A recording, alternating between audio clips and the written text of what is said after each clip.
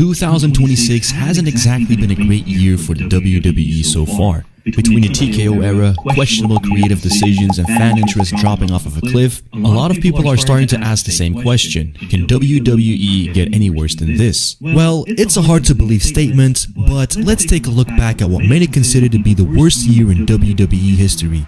2019, a year where WWE made record-breaking money, nearly $1 billion in revenue, while simultaneously producing one of the worst, incoherent and downright embarrassing products the company had ever put on television. Storylines went nowhere, champions were buried overnight, legends were dragged back into the ring for matches that should have never happened, and week after week, it felt like the WWE was making the exact wrong decision every possible turn. Even WWE's insiders admitted it was a disaster. Former SmackDown head writer Road Dogg later said the post-WrestleMania 35 period broke his spirit because of constant creative battles. Fans hated it, critics tore it apart, and by the end of the year, 2019 had built a reputation as one of the absolute lowest points of the Vince McMahon era. So today, we're going back and looking at why 2019 might legitimately be the worst year in WWE history.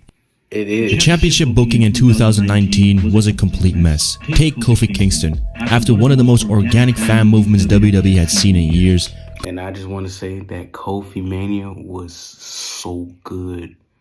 It was perfect. It was just straight good. And they just fucking ruined it in 8 seconds. Kofi finally captured the WWE Championship at WrestleMania 35, where he defeated Daniel Bryan in a genuinely historic moment. And then 6 months later, Brock Lesnar squashes him in 7 seconds on SmackDown. No rematch, no real follow-up, just 7 seconds, and the story was over. Then you had Seth Rollins with the Universal Championship. Rollins beat Brock Lesnar at WrestleMania and immediately gets thrown into a feud with Baron Corbin. Not Drew McIntyre, not AJ Styles, but Baron Corbin. The program dragged on for months. The crowd turned on Seth, and by the end of the summer, the title picture felt completely lifeless. Even the women's division wasn't immune.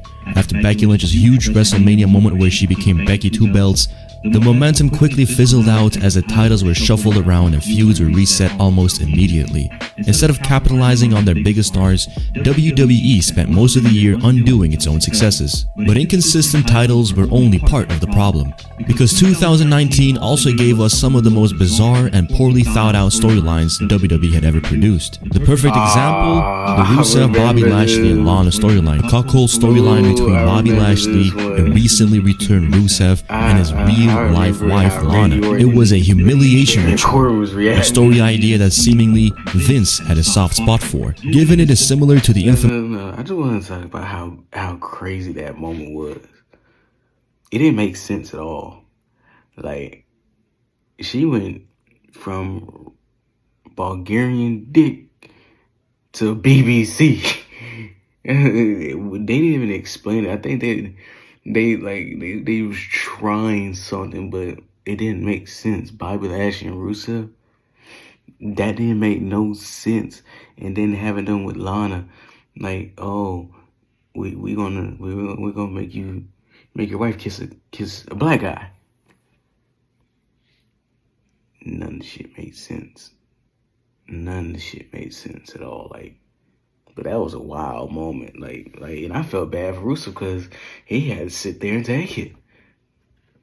None of that shit was making sense though. A storyline between Matt Hardy getting betrayed by Lita and Edge, or where Vince publicly kissed and groped Trish Stratus right in front of his real wife, and current Secretary of Education Linda McMahon. However, at least in those angles, there was mega heat being produced as a result to a degree of where you genuinely hate their guts for it. Here, there was none of that. Humiliation aside, it was also a really cheap Attitude Era style angle without any of the charm. Truly a bottom of the barrel attempt by the WWE to lift ratings late into the year. And that is a pretty indicative way the entire year went. Hastily thrown together and horribly executed storylines. It had a soap opera feel that was just damn corny, and Vince was absolutely aware of how bottom of the barrel this stuff was. The clips of Lana and Bobby making out did pull in millions of views, more than anything else on WWE, So on paper, that is making it good for business, but unfortunately something can be good for business and absolute garbage at the same time. Things can be pulling in 7 million Gossip Girl views, but those views aren't looking at a fake cheating segment and being captivated or thinking this was cinema in any way. But hey, at the very least, it was a bold, albeit shabby storyline, which is more than the ultra-safe programming under Triple H. Lana's affair with Lashley started after she admitted that her marriage to Rusev was an unhappy one. That led into Bobby and Lana engaging in various public makeouts and skits.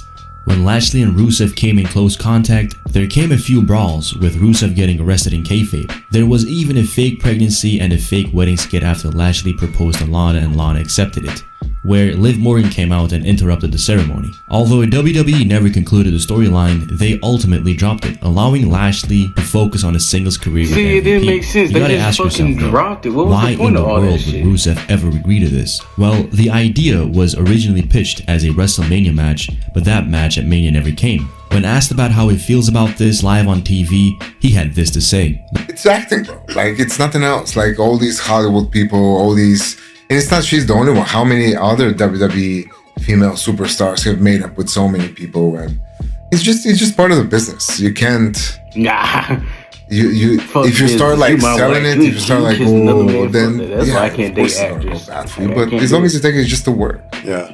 it's nothing else than just to work. Rusev's storyline wasn't even an isolated case. 2019 was absolutely filled with half-baked angles or collapsed under their own weight. Take the feud between Becky Lynch and Lacey Evans. On paper, it made sense. Becky had just become the hottest star in the company after WrestleMania 35. Lacey was positioned as a fresh new challenger, but the feud dragged on for months with repetitive segments, awkward promos, and very little actual momentum, which caused for fans to quickly lose interest. Lacey then later admitted that the program wasn't really helping either of them. Then there was the infamous wildcard rule, one of the most confusing creative decisions WWE had made in years. The rules allowed for wrestlers from Raw and SmackDown to randomly appear on the opposite show. They did this to shake things up, but in reality, it completely undermined the entire purpose of the brand split. Within weeks, WWE had completely broken its own rule. The limit of 4 wildcard appearances per show was regularly ignored, with some episodes featuring 6, 7, or even more crossover appearances, making the entire brand split feeling absolutely meaningless. Even WrestleMania itself wasn't immune to the chaos. The build to the historic main event featuring Becky Lynch, Charlotte Flair, and Ronda Rousey felt completely disjointed. The build became messy when Charlotte Flair was inserted. Many fans expected this to be just between Becky Lynch and Ronda Rousey, one-on-one. By the time WrestleMania arrived, the finish itself felt rushed and awkward, with Becky pinning Ronda in a finish that many fans believed had been improvised late in the process. When you combine all of that with the endless Baron Corbin programs that dominated television throughout the year, things only got worse. One of the clearest examples came during Corbin's feud with Roman Reigns. Corbin No. When I tell you, 2019 was the worst year for Roman Reigns fans. And I can talk because I'm one of his fans. That was the worst year I have possibly seen when they put dog food on him. And not only that was the worst year, their booking was bad for him. People thought he was lying about his leukemia. Why would he lie about that? He literally told them he played football, and when they had to do his physical, they found out he had leukemia. And that shocked them. And a lot of people thought he was lying. They was like, oh, he lying. He making it. Who the fuck makes up about cancer? Who lies that they have cancer? Bruh. And then when he returned, you know, you was expecting a big pop. He was still getting booed. I never understood the Roman Reigns hatred. I was always a fan of Roman Reigns. Even with his Shield days, every time Roman Reigns had a match, I always wanted him to win. I used to get mad when he lose, just like how I get mad when John Cena lose. And the crazy thing is, that year was the worst year.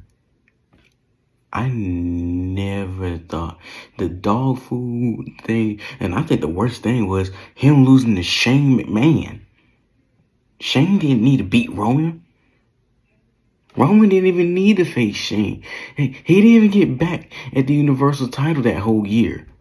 They just said, we're just going to put you in a feud with Baron Corbin, and we're going to put dog food over you. That was fucking terrible.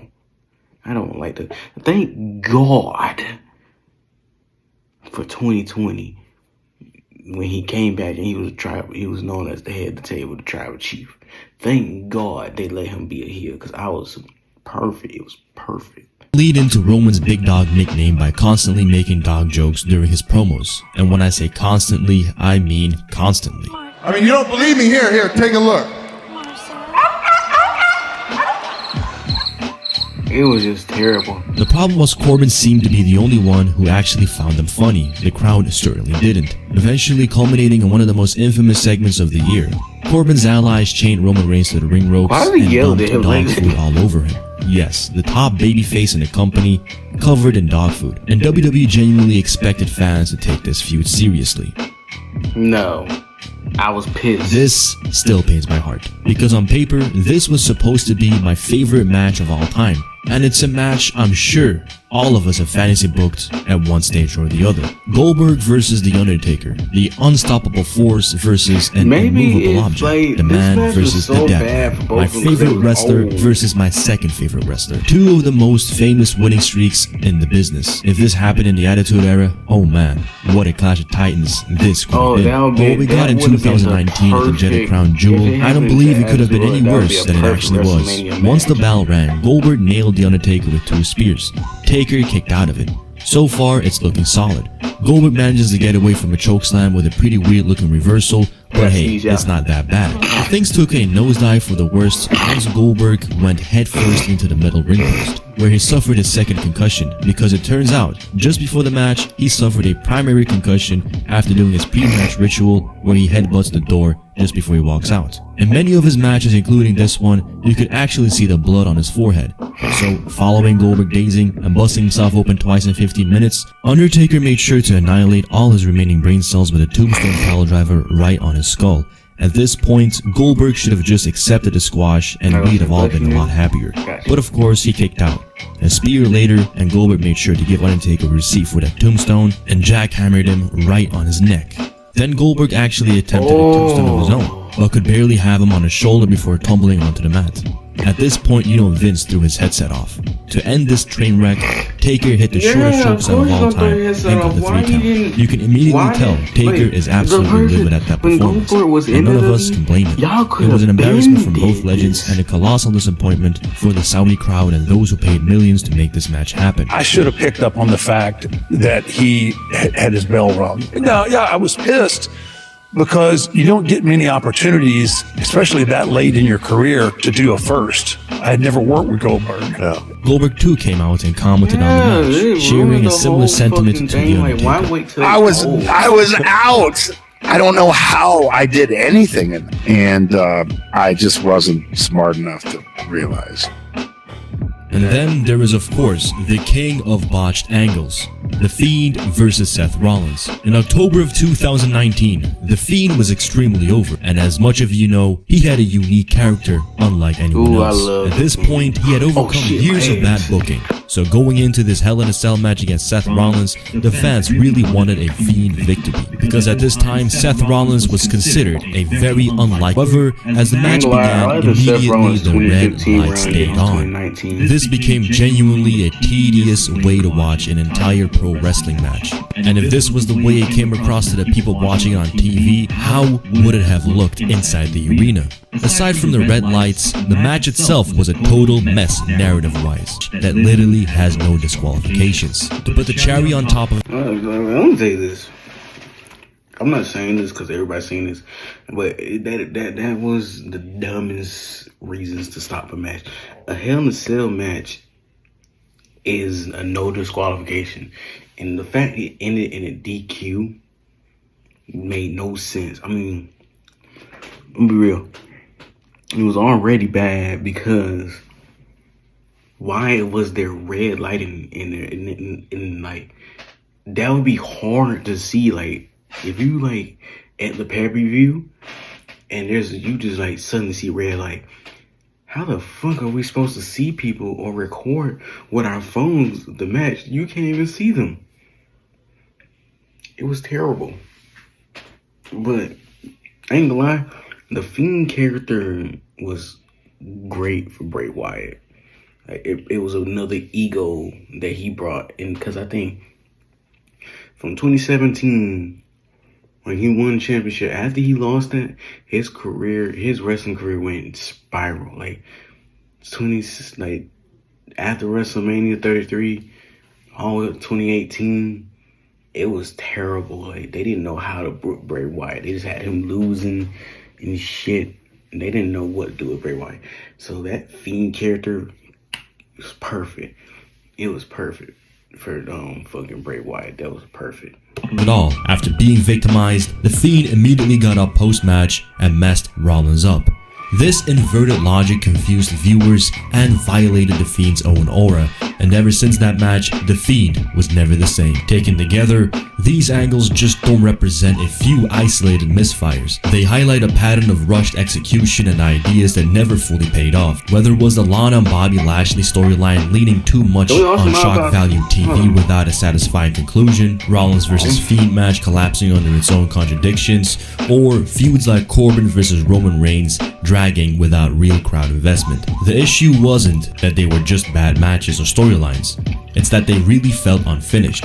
Promising setups either spiraled into overbooked confusion or were quietly dropped altogether, leaving fans with no resolution. These botched angles are just one piece of the puzzle, but they perfectly capture how inconsistent and scattered the creative direction was throughout the entire year. Okay, I want to talk about how not just cause that whole wrestling year for WWE was just bad.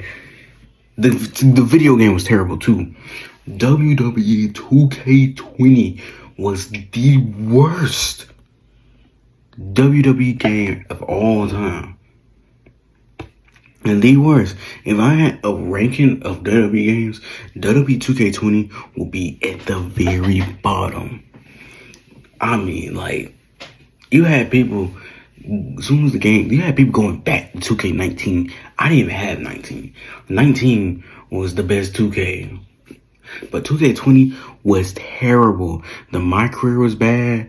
The fucking glitchy, it was glitchy every time.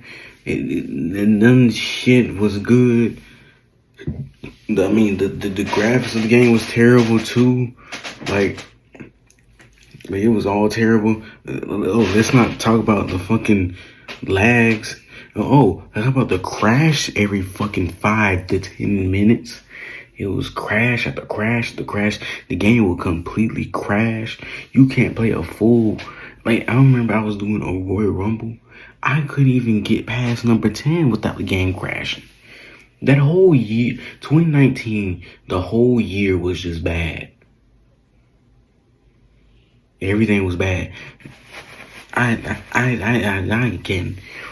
couldn't, like, and it was crazy because I didn't even, like, after the Kofi Mania, after Kofi Mania, I never watched WWE again. Like, I would be like, oh, I wonder what's going on in WWE. You know how many fan members that came up to me like, dang, you was a big WWE fan. What happened? It was terrible.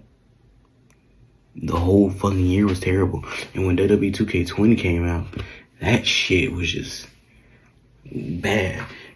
And what made me get back into WWE, and I was, well, not back into it fully, but back interested in it a little bit, was the COVID era when Drew McIntyre was the champion, Edge returned, and you had that whole segment with Otis and Mandy Rose. I mean, that kind of got me. But what got me fully back into WWE, when Roman Reigns returned and he was the bad guy, I was like, all right, I'm running with this. I said, I ain't switched up on Roman Reigns. Then you had him versus Jay and a whole rivalry and all that. And then then a thousand day run with the championship. Perfect cinema. I was mad when they ended it. But yeah, that whole year was just terrible.